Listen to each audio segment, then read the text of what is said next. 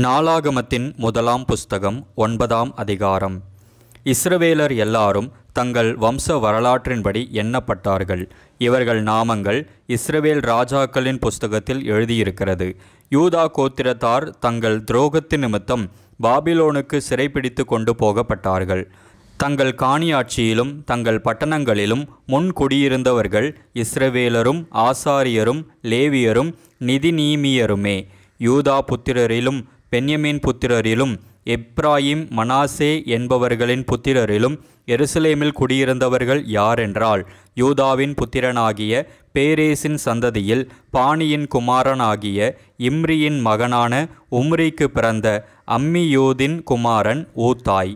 சேலாவின் சந்ததியில் மூத்தவனாகிய அசாயாவும் அவன் பிள்ளைகளும், சேராவின் சந்ததியில் யெகுவேலும் அவன் சகோதரராகிய 690 பேருமே. பென்யமீன் புத்திரரில் அசெனூவாவின் குமாரனாகிய ஓதாவியாவுக்கு பிறந்த மெசுல்லாமின் மகன் சல்லு.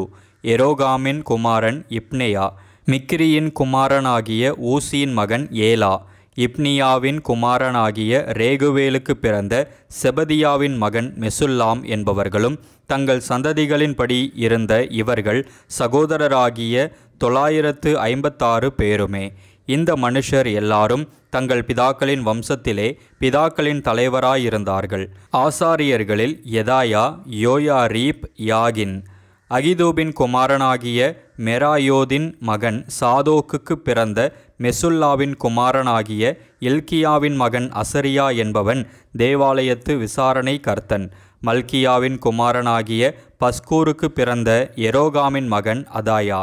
இம்மெரின் குமாரனாகிய மெசில்லேமித்தின் மகன் மெசுல்லாமுக்கு பிறந்த யாசெராவின் குமாரனாகிய ஆதியேலின் மகன் மாசாய் என்பவர்களும் அவர்கள் சகோதரரும் தங்கள் பிதாக்களின் வம்ச தலைவரான 1760 பேர் தேவாலயத்துக்கு அடுத்த பணிவிடைக்கு திறமையுள்ளவர்களாயிருந்தார்கள். லேவியரில் மெராரியின் சந்ததியான அசபியாவின் குமாரனாகிய அஸ்ரீகாமுக்கு பிறந்த அசூபின் மகன் செமாயா, பக்பக்கார், ஏரேஸ், காலால். ஆசாபின் குமாரனாகிய சிக்ரிக்கு பிறந்த மிகாவின் மகன் மத்தனியா. எதுத்தூனின் குமாரனாகிய காலாலுக்கு பிறந்த செமாயாவின் மகன் ஒபதியா. நெத்தோபாத்தியரின் கிராமங்களில் குடியிருந்த எல்கானாவின் குமாரனாகிய ஆசாவின் மகன் பெரகியா. வாசல் காவலாளிகளாகிய சல்லூம், அக்கூப், தல்மோன், அகிமான் என்பவர்களும் இவர்கள் சகோதரருமே. இவர்கள் தலைவன் சல்லூம். லேவி புத்திரரின் சேனைகளில் இவர்கள் கிழக்கே இருக்கிற ராஜாவின் வாசலை காவல் காத்து வந்தார்கள். கோராகின் குமாரனாகிய எபியாசாபுக்கு பிறந்த கோரேயின் மகன் சல்லூமும் அவன் பிதாவின் வம்சத்தாராகிய அவனுடைய சகோதரருமான கோராகியர் பணிவிடை வேலையை விசாரித்து அவர்கள் பிதாக்கள் கர்த்தருடைய பாளையத்திலே வாசஸ்தலத்திற்கு போகிற வழியை காவல் காத்தது போல வாசஸ்தலத்து வாசல்களை காத்து வந்தார்கள். எலெயாசாரின் குமாரனாகிய பினெகாசுடனே கர்த்தர் இருந்தபடியினால் அவன் முற்காலத்திலே அவர்கள் மேல் விசாரணைக்காரனாயிருந்தான். மெசெல்மியாவின் குமாரனாகிய சகரியா ஆசரிப்பு கூடார வாசல் காவல்காரனாயிருந்தான். வாசல்களை காக்கிறதற்கு தெரிந்து கொள்ளப்பட்ட இவர்கள் எல்லாரும் 212 பேராயிருந்து தங்கள் கிராமங்களின்படியே தங்கள் வம்சத்து அட்டவணைகளில் எழுதப்பட்டார்கள். தாவீதும் ஞான திருஷ்டிக்காரனாகிய சாமுவேலும் அவர்களை தங்கள் வேலைகளில் வைத்தார்கள். அப்படியே அவர்களும் அவர்கள் குமாரரும் கர்த்தருடைய ஆலயமாகிய வாசஸ்தலத்து வாசல்களை காக்கிறவர்களை முறைமுறையாய் விசாரித்து வந்தார்கள். வாசல்களை காக்கிறவர்கள் 4 திசைகளாகிய கிழக்கிலும் மேற்கிலும் வடக்கிலும் தெற்கிலும் இருந்தார்கள். அவர்கள் சகோதரர் தங்கள் கிராமங்களிலிருந்து 7 நாளுக்கு ஒரு விசை மாறி மாறி அவர்களோடிருக்க வருவார்கள். தேவாலயத்தின் பண்டக சாலைகள் மேலும் பொக்கிஷ சாலைகள் மேலும் உள்ள விசாரணை உத்தியோகம் லேவியரான அந்த 4 பிரதான காவலாளர் வசத்தில் ஒப்புவிக்கப்பட்டது. காவல் அவர்களுக்கு ஒப்புவித்திருந்தபடியால் அவர்கள் தேவாலயத்தை சுற்றிலும் தங்கியிருந்து காலமே கதவுகளை திறந்து விடுவார்கள். அவர்களில் சிலரிடத்தில் ஆராதனை பணிமுட்டுகள் ஒப்புவித்திருந்தது. அவர்கள் அவைகளை எண்ணி உள்ளே கொண்டு போய் எண்ணி வெளியே கொண்டு வருவார்கள். அவர்களில் சிலர் மற்ற பணிமுட்டுகளின் மேலும் பரிசுத்த பாத்திரங்கள் எல்லாவற்றின் மேலும் மெல்லிய மா, திராட்சரசம், எண்ணெய், சாம்பிராணி, சுகந்த வர்க்கங்களின் மேலும் விசாரணைக்காரராயிருந்தார்கள். ஆசாரியரின் குமாரரில் சிலர் சுகந்த வர்க்கத்தால் பரிமள தைலம் இறக்குவார்கள். லேவியரில் கோராகியனான சல்லூமின் மூத்த குமாரனாகிய மத்தித்தியாவுக்கு பலகாரம் சுடுகிற வேலையின் விசாரிப்பு ஒப்புவித்திருந்தது. அவர்கள் சகோதரராகிய கோகாத்தியரின் புத்திரரில் சிலருக்கு ஓய்வு நாள் தோறும் சமூகத்து அப்பங்களை ஆயத்தப்படுத்தும் விசாரிப்பு இருந்தது.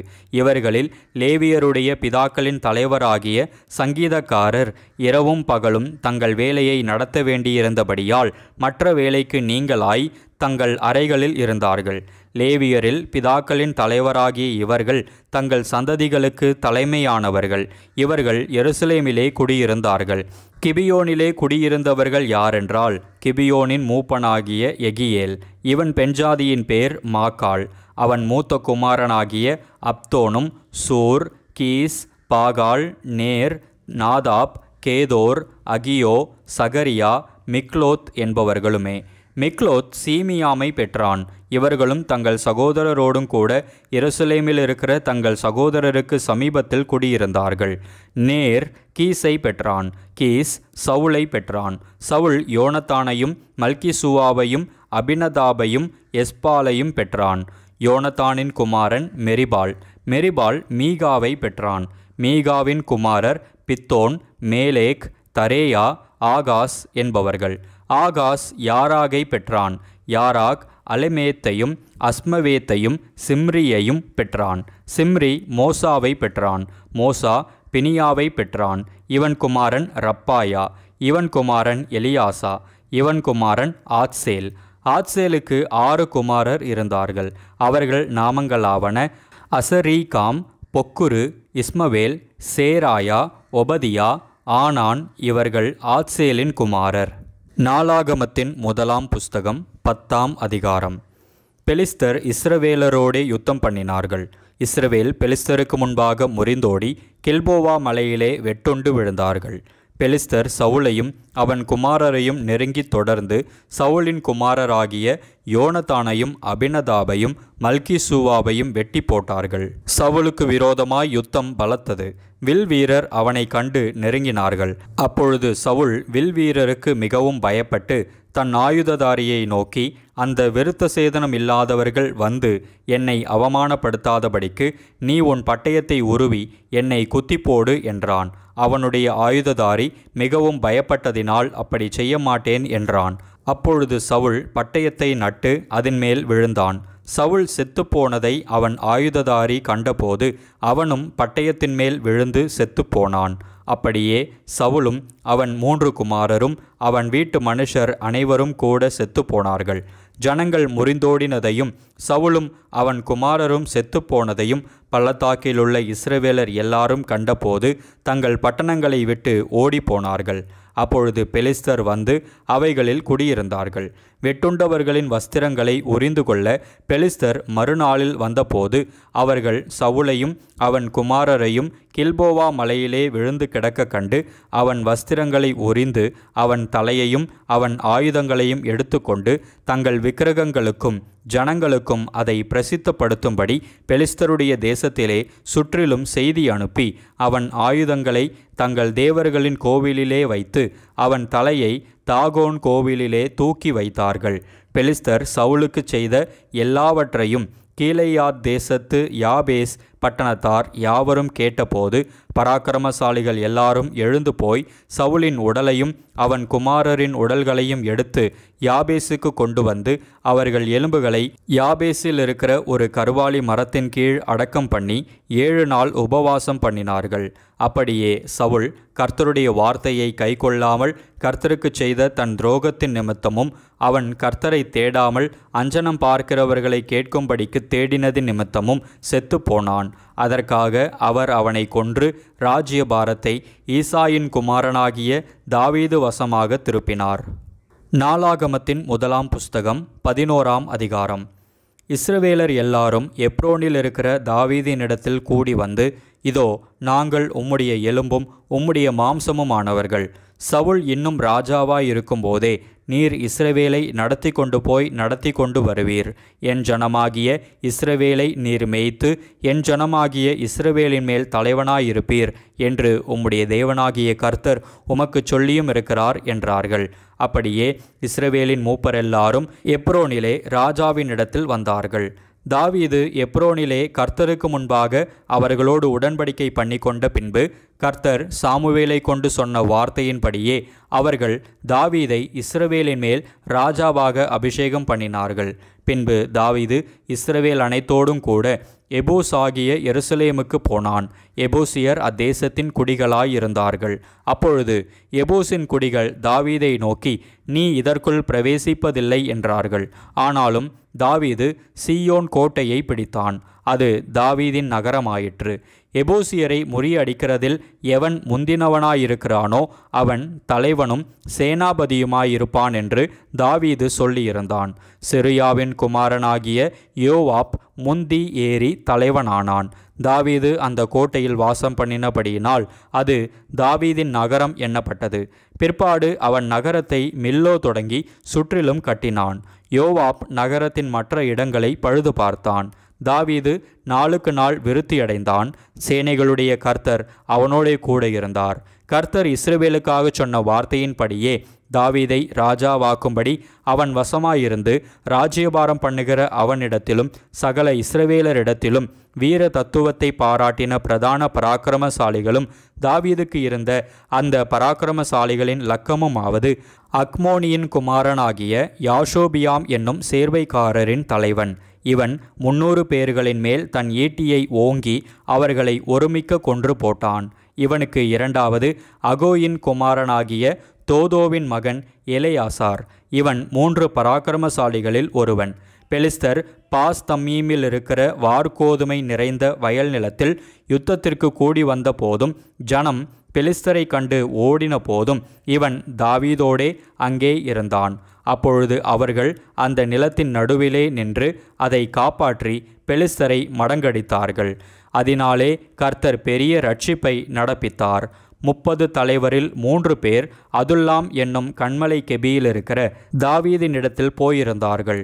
பெலிஸ்தரின் பாளையம் ரெப்பாயீம் பள்ளத்தாக்கில் இறங்குகிற போது தாவீது அரணான ஒரு இடத்தில் இருந்தான். அப்பொழுது பெலிஸ்தரின் தானயம் பெத்லகேமில் இருந்தது. தாவீது பெத்லகேமின் ஒளிமுக வாசலில் இருக்கிற கிணற்றின் தண்ணீர் மேல் ஆவல் கொண்டு, என் தாகத்திற்கு கொஞ்சம் தண்ணீர் கொண்டு வருகிறவன் யார் என்றான். அப்பொழுது அந்த 3 பேர் பெலிஸ்தரின் பாளையத்திற்குள் துணிந்து புகுந்து போய் பெத்லகேமின் ஒளிமுக வாசலில் இருக்கிற கிணற்றிலே தண்ணீர் மொண்டு தாவீதினிடத்தில் கொண்டு வந்தார்கள்.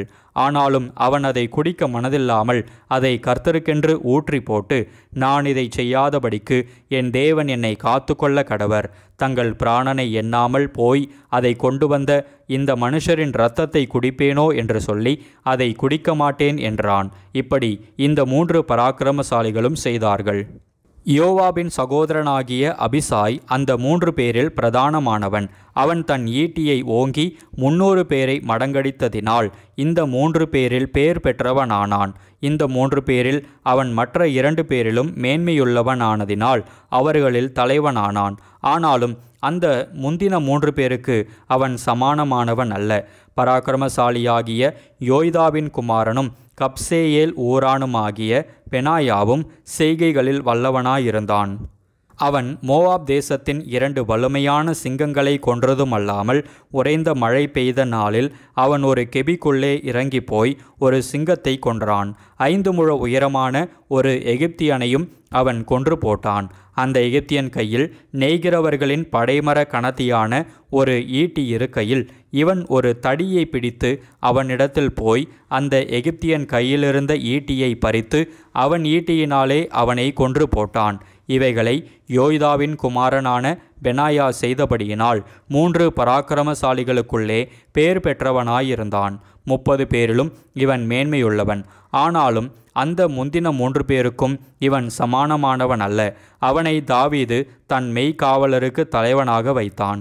இராணுவத்திலிருந்த மற்ற பராக்கிரமசாலிகள் யோவாபின் தம்பி ஆசகேல், பெத்லகேம் ஊரானாகிய தோதோவின் குமாரன் எல்கானான், ஆரோதியனாகிய சம்மோத், பெலோனியனாகிய ஏலெஸ், தெக்கோவியனாகிய இக்கேசின் குமாரன் ஈரா, ஆனதோத்தியனாகிய அபியேசர், ஊசாத்தியனாகிய சிபெக்காய், அகோகியனாகிய ஈலாய், நெத்தோபாத்தியனாகிய மகராயி, நெத்தோபாத்தியனாகிய பானாவின் குமாரன் ஏலேத், பென்யமீன் புத்திரரின் கிபேயா ஊரானாகிய ரிபாயின் குமாரன் இத்தாயி, பிரத்தோனியனாகிய பெனாயா, காகாஸ் நீரோடை தேசத்தானாகிய ஊராயி, அர்பாத்தியனாகிய அபியேல், பகரோமியனாகிய அஸ்மாவேத், சால்போனியனாகிய எலியாபா, கீசோனியனாகிய ஆசேமின் குமாரர், ஆராரியனாகிய சாகியின் குமாரன் யோனத்தான், ஆராரியனாகிய சாக்காரின் குமாரன் அகியாம், ஊரின் குமாரன் எலிபால்,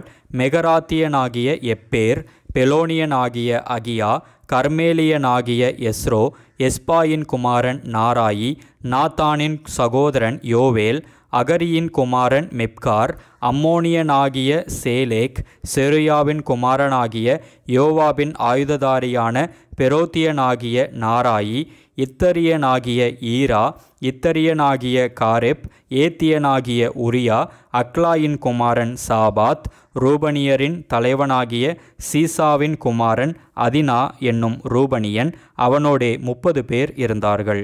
மாகாவின் குமாரன் ஆனான், மிதினியனாகிய யோசபாத், அஸ்தரேத்தியனாகிய உசியா, ஆரோவேரியனாகிய ஓத்தாமின் குமாரர் சமாவும் ஏகியேலும், சிம்ரியின் குமாரன் எதியாயேல், தித்சியனாகிய அவன் சகோதரன் யோகா, மாகாவியரின் புத்திரன் எலியேல், எல்நாமின் குமாரர் எரிபாயும் யொசவியாவும், மோவாபியனான இத்மாவும், மெசோபாயா ஊராராகிய எலியேலும் ஓபேதும் யாசியேலுமே.